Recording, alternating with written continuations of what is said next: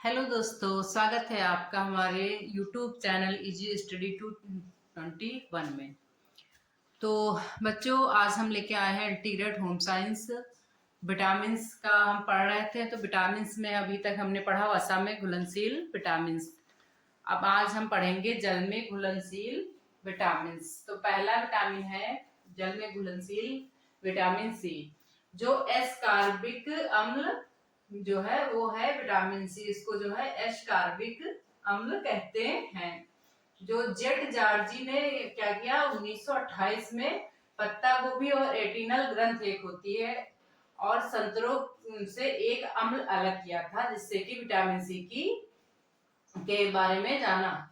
Vitamin C को ascorbic अम्ल कहा गया क्योंकि इसमें एंटी स्कारब्यूटिक गुण पाए जाते हैं, इसीलिए इसे क्या कहा गया, एस्कॉर्बिक कहा गया। अगर पूछा जाए क्वेश्चन में कि एस्कॉर्बिक अम्ल विटामिन सी को क्यों कहा गया, तो उसका आंसर होगा स्कारब्यूटिक अम्ल इसमें पाया जाता है, गुण पाए जाते हैं, एंटी स्कारब्यूटिक गुण पाए जाते हैं, इसलिए यह जो है मतलब इसको एस्कॉर्बिक कहा गया। ठीक है, अगला है इसके रासायनिक गुण क्या है। इसके रासायनिक गुण क्या है, तो रासायनिक, एक मिनट पूरा ही लिख देते हैं। रासायनिक गुण, संरचना और रासायनिक गुण होंगे। ठीक है, तो यहाँ पे एस्कॉर्बिक एसिड, ये क्या है, ये यही विटामिन सी का ही नाम है, एस्कॉर्बिक एसिड। एसिड स्पष्ट रूप से बहुत ही मतलब सक्रिय विटामिन है ये, जो है यही विटामिन सी, क्योंकि आहार में पाए जाने वाले एल एस्कॉर्बिक एसिड में विटामिन की सक्रियता रहती है। जो एल मतलब जो एल एस्कॉर्बिक होते हैं उनके कारण एस्कॉर्बिक एसिड होते हैं विटामिन सी में, तो उनकी सक्रियता होती है। जो विटामिन डी होता है एस्कॉर्बिक एसिड में विटामिन की सक्रियता नहीं होती है। तो विटामिन जो है सी में एस्कॉर्बिक की मतलब सक्रियता रहती है और डी में नहीं रहती है। दोनों क्वेश्चन अलग अलग पूछ सकता है। अगला इसका है अवशोषण और संग्रह। अवशोषण और संग्रह, अवशोषण और संग्रह।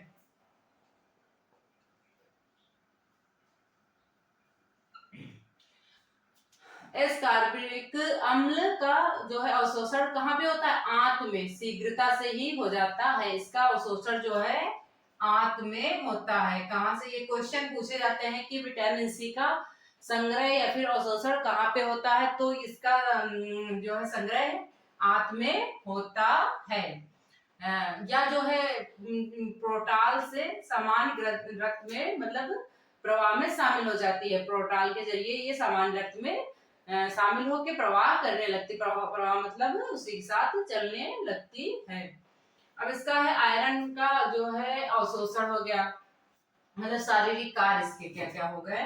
तो शारीरिक कार्य में शारीरिक कार्य, तो शारीरिक कार्य पहला हो गया आयरन का अवशोषण, सॉरी और आयरन का अवशोषण। अवशोषण मतलब ये जो आयरन है ये कहाँ पे शोषित या फिर अवशोषण इसका होता है। तो एस्कॉर्बिक अम्ल जो होता है वो फेरिक आयरन का फेरस आयरन के रूप में अपघटन करता है और इस प्रकार अवशोषण में मदद करता है। क्या होता है, जो फेरिक आयरन होता है वो जो है फेरस आयरन के रूप में मतलब बदल लेता है अपना रूप, अपघटन करता है, और जिससे क्या होता है ये मतलब इसमें अवशोषण करने में मदद करता है। अगला आप देखिए, अगला इसी का होगा दूसरा, घाव का अच्छा होना। इसके शारीरिक कार्य बता रहे हैं। दूसरा हो गया घाव का अच्छा होना, घाव का मतलब सही होना, मतलब भर जाना, घाव जल्दी भर गया, मतलब घावों के जो है जल्दी अच्छे होने के लिए ऐसे सार्विक अम्ल की आवश्यकता होती है, क्योंकि यह मतलब जोड़ने वाले ऊतकों, जो ऊतक मतलब जानते हो ना, जगह जगह पे ज्वाइंट होते हैं जो, का निर्माण में सहायक होते हैं। इसका जो मतलब घाव का जो किससे भरते हैं, ऐसे सार्विक अम्ल की आवश्यकता होती है, जिससे कि ये घाव भरते हैं। अब आगे इसके मतलब कमी के प्रभाव हो गए, उनको हम देखेंगे। सब इससे से ज्यादा क्वेश्चन आते हैं कि मतलब विटामिन सी की कमी से क्या क्या कौन कौन से रोग होते हैं। तो पहले ये हो गया कमी के प्रभाव, विटामिन सी की कमी के प्रभाव। तो पहला है जो है भूख कम लगना। किसको, एक मिनट, शिशुओं में मतलब दो तरह की स्कर्वी, विटामिन सी की कमी से सबसे मुख्य है तो स्कर्वी रोग है। कौन सा, स्कर्वी रोग, ठीक है बच्चों, स्कर्वी रोग। तो ये जो स्कर्वी रोग है ये मतलब शिशुओं में अलग होता है और वयस्कों में अलग होता है। शिशु स्कर्वी रोग,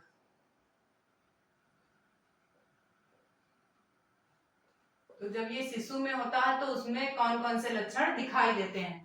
तो जब शिशु में होता है तो पहला लक्षण ये होता है कि उसको भूख नहीं लगती है, भूख ना लगना और मतलब बेचैनी होनी, उलझन होना।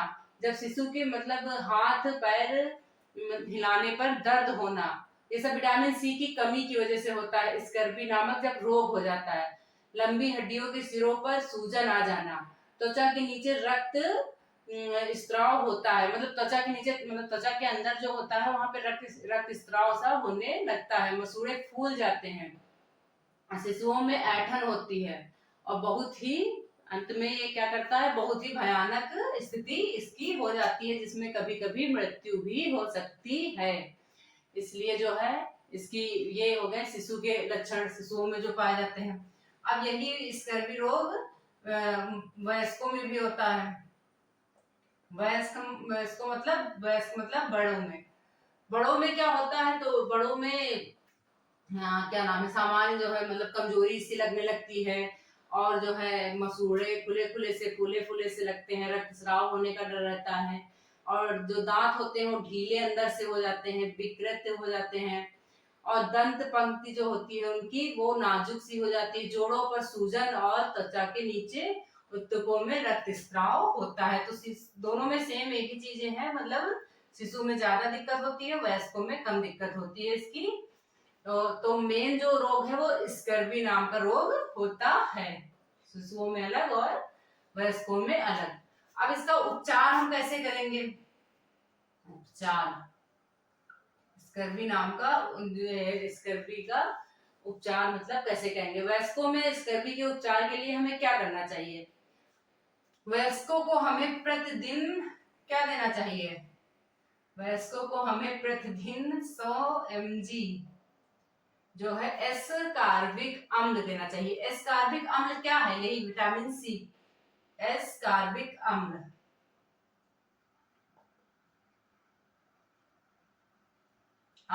देना चाहिए। कितना देना चाहिए, 100 mg एस कार्बिक अम्ल देना चाहिए। इसमें क्या होता है, इंट्रामस्क्यूलर इंजेक्शन द्वारा दिया जाता है। कौन से इंजेक्शन द्वारा, ये इंपॉर्टेंट है बच्चों, इसको जो है नोट कर लीजिएगा कि स्कर्वी रोग होने पर जो है कौन सा इंजेक्शन दिया जाता है या फिर इसका एस कार्बिक अम्ल की मतलब कमी हो जाने पर कौन सा इंजेक्शन दिया जाता है। तो लिखिए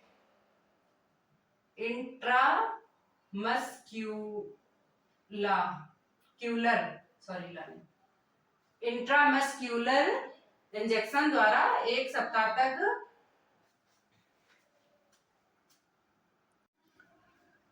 तो ये जो इंट्रामस्क्यूलर होता है ये एक इंजेक्शन होता है जो कि 1 सप्ताह तक देना चाहिए। इसके बाद में क्या होता है, इसके बाद में 1 माह तक प्रतिदिन 500 mg मुंह के द्वारा देना चाहिए। ये वयस्कों के लिए है। इसकी 500 mg कब तक देनी चाहिए? 1 माह तक, मतलब 1 महीने तक इसकी 500 mg देनी चाहिए। क्या? टेबलेट्स मुंह से।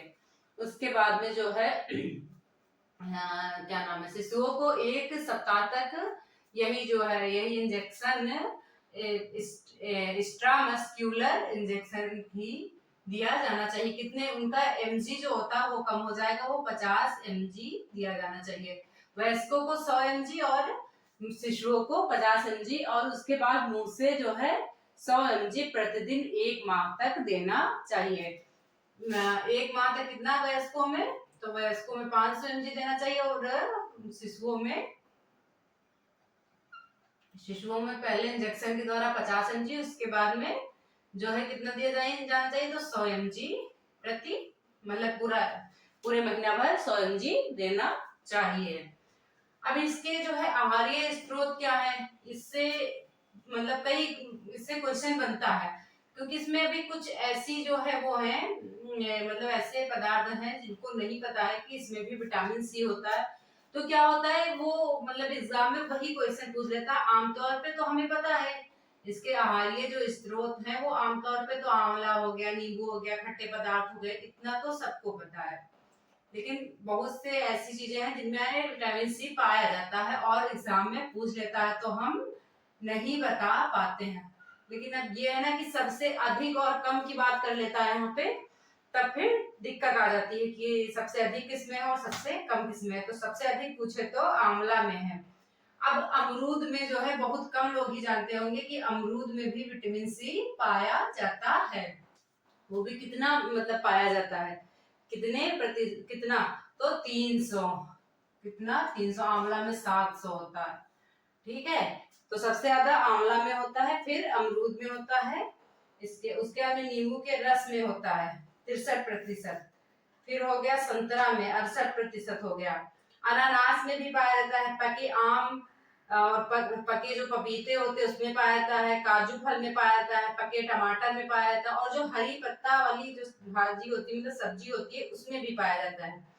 जो चौलाई का पत्ता होता है ये उसमें भी मिलता है। धनिये की पत्ती में होता है, मूली की पत्तियों में होता है, क्या? Vitamin C. पालक में होता है, और इसमें जो है क्या नाम है इसका, नींबू संतरा हो गया, धनिया भी हो, सहजन की जो पत्तियां होती हैं उसमें भी पाया जाता है, कटहल में पाया जाता है, और जो पका केला होता है उसमें भी विटामिन सी पाया जाता है। तो ये इसके क्या हो गए? आहारीय स्रोत हो गए जिसमें कि विटामिन सी पाया जाता है।